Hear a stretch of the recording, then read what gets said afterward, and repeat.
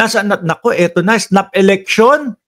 Ang dami sumisigaw, mga kababayan, nung snap election. Mukhang kasado na po yung snap election, mga bossing. Opo, kasado na po. Saan, Mark? Sa mga DDS.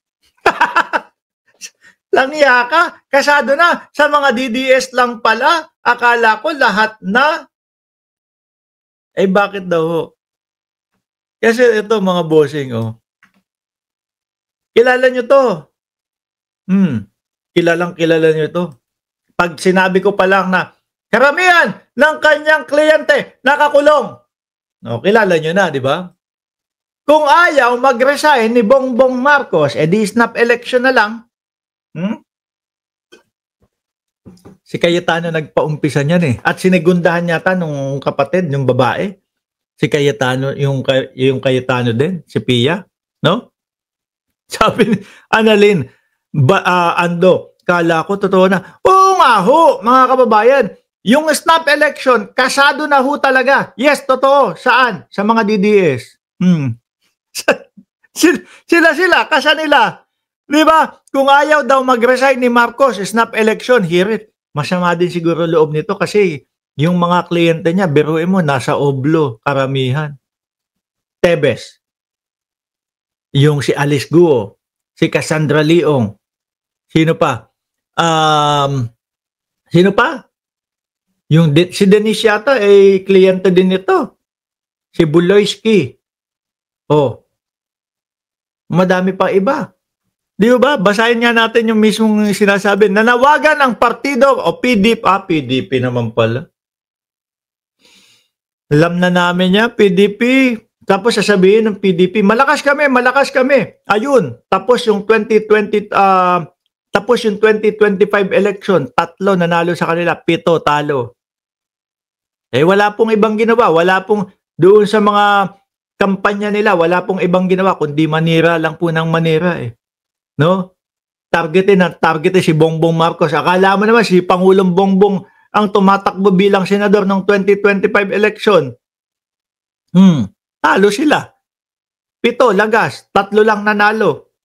Nanawagan ang Partido Demokratikong Pilipino sa ilalim ni Deputy Spokesman Attorney Ferdinand Harry Roque Topacio na nagpatawag ng snap election kung ayaw magbitiw sa pwesto ni Pangulong Ferdinand Marcos.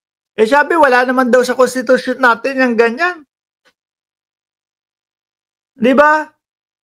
Ano to? Sa isang press briefing ng Manila City Hall Reporters Association na ginanap sa Century Seafoods Restaurant, Malate.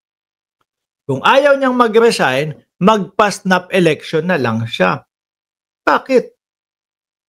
Ito, kayo lang mga DDS ang may gusto niyang snap election na yan. Yung mga kakamping, tanungin mo kung gusto ng snap election. Alam nyo yan, siguro naglalaro na ho sa 16 million to 17 million ang mga kakamping, ha? Mga bossing. Di ba? Tanungin mo sila, ang sasagot niyan sa snap election, neck nyo. Tanungin mo yung sumusuporta sa gobyerno ni Pangulong Bongbong Marcos kung gusto ng snap election. Ayaw din, hindi din. Ilan po yan? Yan ang solido na nasa 30 million plus pa din ho yan. Kakaunti lang naman yung mga DDS na lang. Sila na lang ho yun. Tingnan nyo nga yung mga pa-EDSA nila, wala na. Ibig sabihin, majority ng mamamayang Pilipino, ayos ang panunungkulan ni Pangulong Bongbong Marcos. Bakit snap election? Kaya nasosopla yung mga ganyan Sino ang nagpasimula, nagpauna nung snap election na yan? Wala pong iba kundi si Cayetano. Ngayon, sopla nung kapatid na si Lino Cayetano. Ano sabi niya? Tinutulak niya na, give up mo yung power mo. Kapatido yan ni Boy 10K. Umpisa mo, ikaw ang mauna. Diba? I-give up mo yung power mo.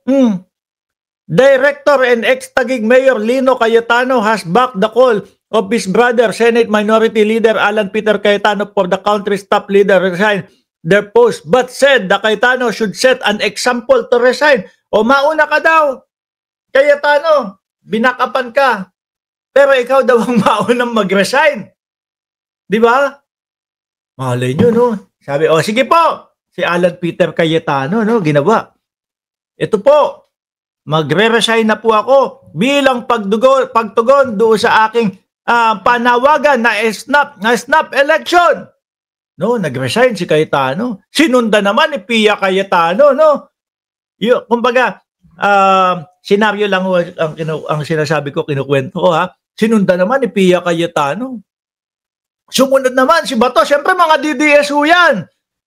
Ako din po. Mananawagan ako ng snap election.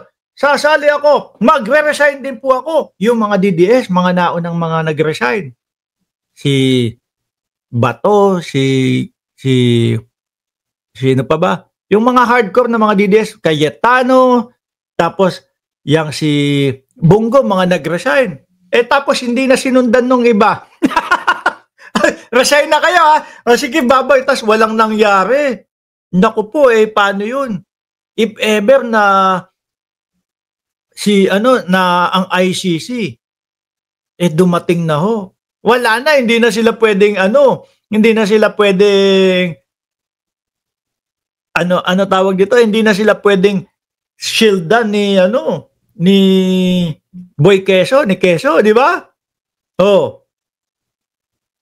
Snapin mo, huso mo, Cayetano, talagang gumagawa kayo ng paraan para maalis si PBBM. Alam niyo mga kababayan, atat na ho itong mga to Alam niyo kung bakit mga nananawagan yan nung mga ganitong snap election? Baka mas madami pa ho kasi. Baka mas madami pa ho kasi na mga mapangalanan dito sa mga korupsyon sa gobyerno. Biruin mo, gumagapang na sa mga senador yung mga pangalan. Una, si Jinggoy lang. No? Tapos, tsaka si Jewel, si Boss Jewel. Yung dalawa lang. Tapos, gumapang na, Chis Escudero, meron na. Baka kaya, naku, ang dami na. Snap election na tayo. Pangulo, ayaw mo pang ipahinto itong mga pag-iimbestiga dito. Nako, mag-i-snap election kami, mananawagan kami. Pero naka-back up ang gobyerno ng Pilipinas dito po kay Pangulong Bongbong Marcos. Kaya walang walang mangyayari ho diyan. 'Di ba? Wala pong mangyayari diyan, mga bossing. Meron ako dito, alisin ko lang si Amy Marcos. Ano po? Asan ba? Ito. Ang problema, hindi ko maintindihan. Si Martin Romualdez daw, si pangalan nun? Si Saldico, wala sa bansa.